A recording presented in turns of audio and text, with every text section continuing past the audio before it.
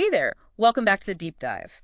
Today, we're going to be looking at how researchers get access to those hard-to-reach folks, Oh, yeah. like journalists working in global newsrooms. Hmm. We've got a research paper here that dives into this, and it reveals a surprising strategy for getting to them. It does. It's a challenge researchers often face, just getting through those barriers to the information they need. Exactly, and this paper focuses on using something called small world theory Okay. to connect with journalists for a study. Have you ever heard of that?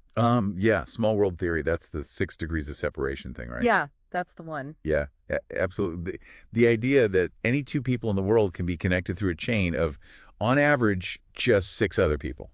So you're saying, like, I could be connected to, like, say Beyonce through just a few people. That's right. And it's not just a fun concept. It's been proven through experiments. Wait, really? Like, how do they test that out? Well, one of the most famous ones was done by a social psychologist named Stanley Milgram, and he basically gave people a letter and asked them to get it to a specific person in Boston, but they could only send it to someone they knew personally. Oh, so like a chain letter, but with a research purpose. Exactly.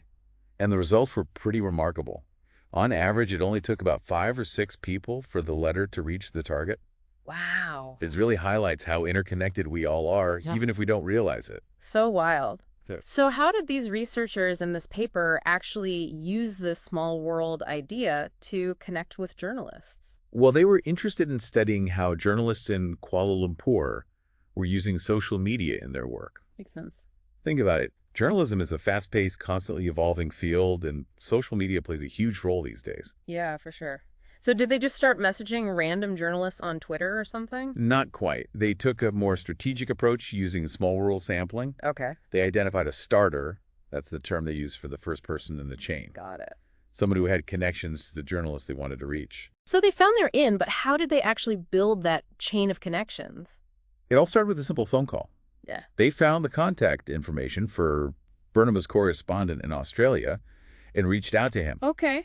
It's like knocking on the first door and hoping it leads to another and another. So like a domino effect, but with introductions. That's a great way to put it. That initial call led them to someone at Burnham TV in Kuala Lumpur, Okay. who then introduced them to another journalist, and so on and so on. It's amazing how quickly the network expanded. And they used this to reach journalists from all sorts of different news organizations. Yes. They focused on 2 main case studies, Al Jazeera English and Burnham TV, both based in Kuala Lumpur. But they also ended up talking to journalists from other organizations like Channel News Asia and Reuters, Wow. all through this referral process. So cool. So it's like this behind-the-scenes look at how the world of journalism is actually connected. Yeah. But how reliable is this whole small world sampling thing? Like, how do we know the researchers are getting accurate information? That's a great question, and it's something the researchers addressed in their paper. They actually developed a protocol, which is like a set of guidelines to make sure their findings were solid and trustworthy. So they didn't just wing it. They had a system in place. Absolutely.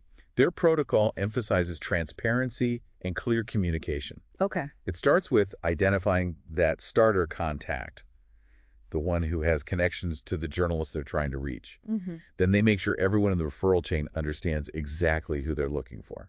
So it's about being very clear about the criteria, right? No room for Mhm. misinterpretation. Precisely. And of course, they keep meticulous records of every contact, every referral, the dates of interviews, the outcomes. Wow. Everything is documented to make the research traceable and verifiable. Smart. They even recommend using visual tools like flowcharts to map the whole chain of referrals. So they're basically creating a roadmap of the research process, which helps ensure that their findings are reliable and built on solid ground. Exactly. It's like a behind-the-scenes peek Mhm. at how researchers can use their network and a bit of strategy to unlock access to those hard-to-reach groups. This is fascinating. So we've seen how small world sampling works in the world of journalism. Yeah. But could it be applied to other fields too? I mean, where else could researchers use this method to connect with people who are usually off limits? Oh, absolutely. Let's explore that in part 2 of this deep dive. So, this small world sampling method can be applied to so many other fields, Yeah. especially when you think about groups that are traditionally difficult to study. Like, imagine trying to study a group like CEOs of Fortune 500 companies. Right. They're incredibly busy, their schedules are tightly controlled, they're not exactly known for being readily accessible. You can't just pick up the phone and expect to chat with them about their business strategies, right? Exactly. But with small world sampling, you can tap into those existing networks within the business world to find your way in. It's like finding a hidden pathway that leads you directly to the people you want to reach. So instead of trying to barge through the front gate, you're slipping in through a side entrance. You got it. And what's really interesting is that this approach is built on trust. When someone within that network vouches for you, it instantly increases your credibility and makes those CEOs much more likely to give you their time. Like having a VIP pass to the inner circle. You got it. And this principle can be applied to all sorts of groups that are often overlooked or misunderstood. Like, think about trying to study a group like undocumented immigrants. Oh, yeah, that's a really interesting example because I can imagine it would be incredibly difficult to gain their trust, especially given the sensitive nature of their situation. Absolutely. They have every reason to be distrustful of outsiders. And traditional research methods often fail to reach them. Right. But if you can build that trust through a chain of referrals, Yeah.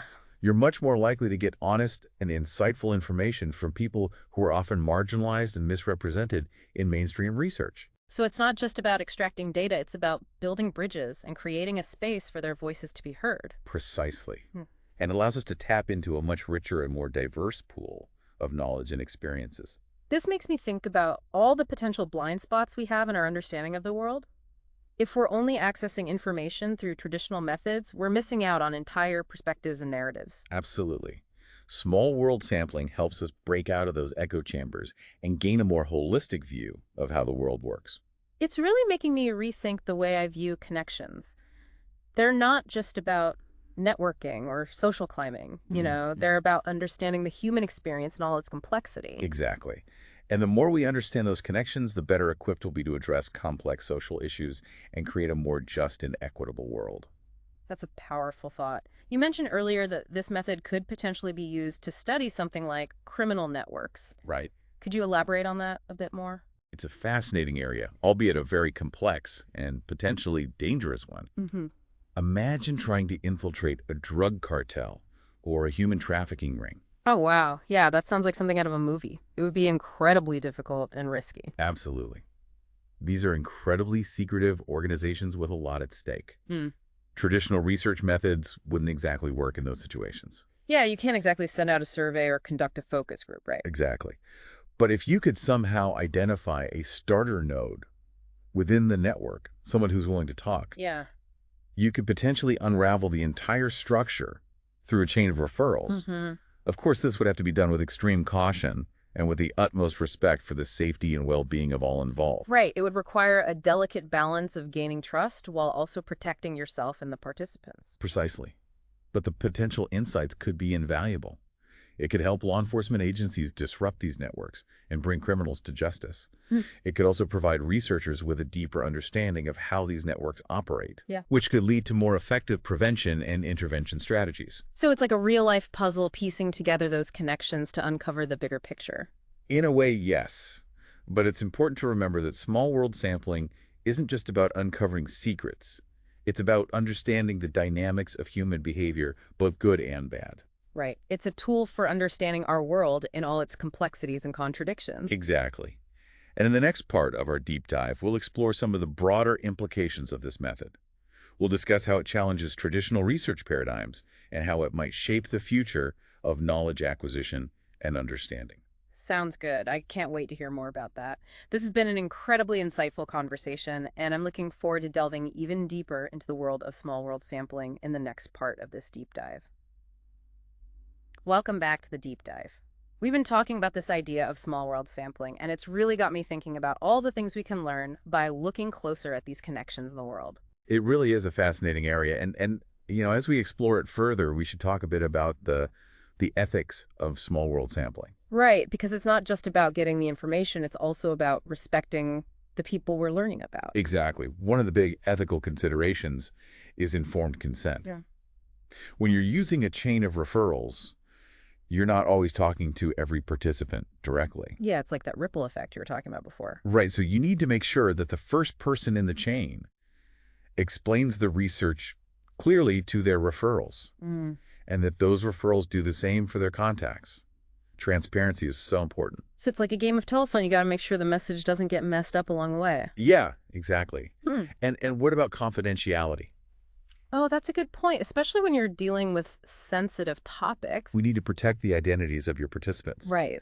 especially when you're working with groups that could face consequences if their involvement is revealed. Hmm. Anonymizing the data and handling everything with sensitivity is crucial. Absolutely. It's not just about getting the information, but protecting the people who provide it. Yeah, It's about building trust and recognizing their vulnerability. exactly. And another thing to consider is the power dynamics in these networks. Right. Some people are more connected than others. Right. And we need to be mindful of that. Yeah. You don't want to create a situation where someone feels pressured to participate or like they owe you something because of their position. Yeah, that makes sense. You don't want to exploit those relationships. Exactly. It's about being respectful, Mm-hmm. making sure everyone feels safe, and never taking advantage of those connections just for research. So we've talked about how small world sampling can be used to learn about all these different things like hidden world and complex issues and even potentially stopping harmful networks. Mm-hmm. It really is an amazing tool for understanding the world. It has so much potential. Yeah, but we also need to make sure we're using it ethically. Absolutely. And that's something we all need to keep in mind.